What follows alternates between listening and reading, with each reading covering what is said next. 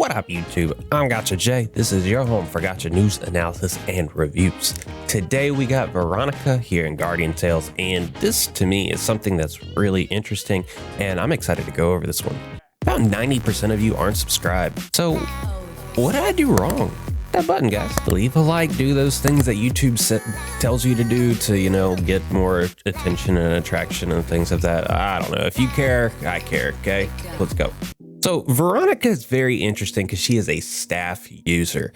And not only is she a staff user, she's a water user. All of the very strong water users do not use staffs. They are Marina, Bianca, and of course your good old friend Garam. Now, yes, there are a lot of other water units, but those are the three staples at the moment. And Veronica kind of slots into that perfectly as a fourth, which makes it so necessary that she is on banner with all the other water units. And before we break down Veronica, I want to tell you what I think this signifies, okay? I've said this several times in the past. They are really trying to push us on a mono element team type of direction so they can easily balance around the different elements and not so much the individual units. Because if they can force us to be mono element teams compared to rainbow teams, then they can easily adjust those ratios in comparison to the others instead of having to go into each individual unit and figure out how to balance them accordingly to each other. That way, if fire is a little stronger, they just know they need to buff up water a little bit to counter it, and then they need to buff up earth a little bit to counter that one. You see where I'm getting at. So I don't really dislike that from a design point of view. It is the easiest and most straightforward method for game designers to take when it comes to this type of approach.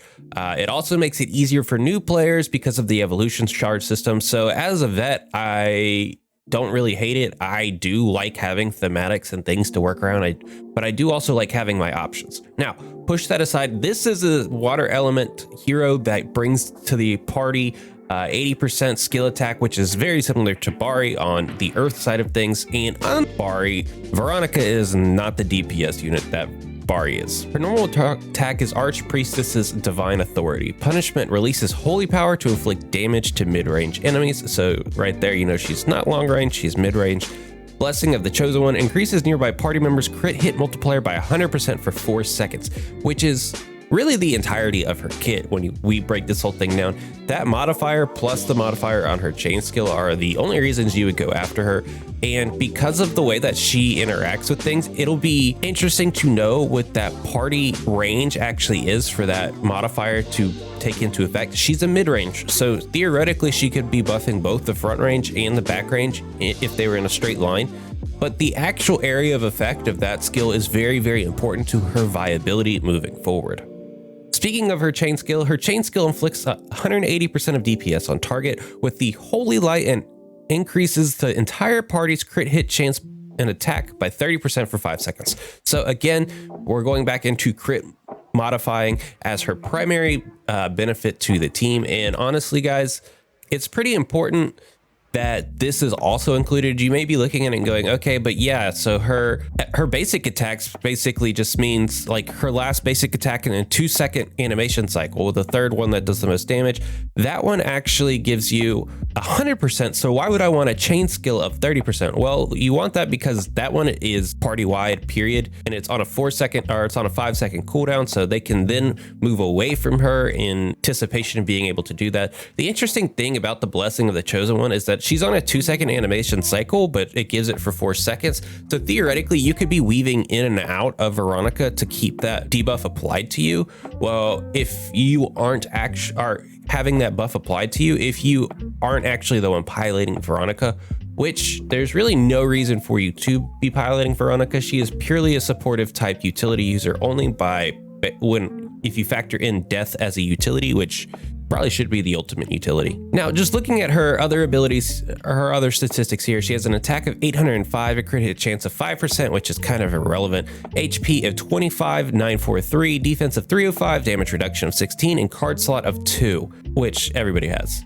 Other than her party skill, she has a skill attack plus 10 and a 5% shield increase on battle start, both of which are pretty lacking in comparison to other units, especially when her weapon skill and skill animations don't really do it too much to begin with. But let's look at her exclusive weapon now. Her exclusive weapon is named Messiah. It has an upward ends of 2900 DPS with a water attack of 841, crit hit chance of 15, skill damage of 30%, weapon skill regen speed of 20%, HP of 20%, and then there's the passive. Chosen One Art preaches Veronica only. The Blessing of the Chosen One, which is the last of that animation cycle, inflicts 150% of DPS damage on enemies and restores party members' HP by 15%. And then her weapon skill is Divine Stigma. It does 280% DPS over, so about a 2.8 animation cycle. Damages and imprints a lightning shape on enemies around the target. With Holy Power, the lightning explodes after some time to inflict damage and put them in airborne state. Overall, guys, there's not much to see here. Sure, the restores HP of 15% seems like it's a good thing on the surface, but you got to remember that's just one of her 3 attacks. And if we actually look at the breakdown of her skill animation, it's the last of those 3 that you will see, and it's only a 1.8 modifier where her normal attack is a 1.6. So you're looking at not a lot of damage output for a 15% heal to come into play. So the healing that you're getting from this weapon is pretty marginal. This by far is the least exciting exclusive weapon that I have seen in the game. And the numbers kind of signify that as well. Let's break down her might and tank here now. So she has a might of about 9,096. That actually sandwiches her between Lupina and Bianca.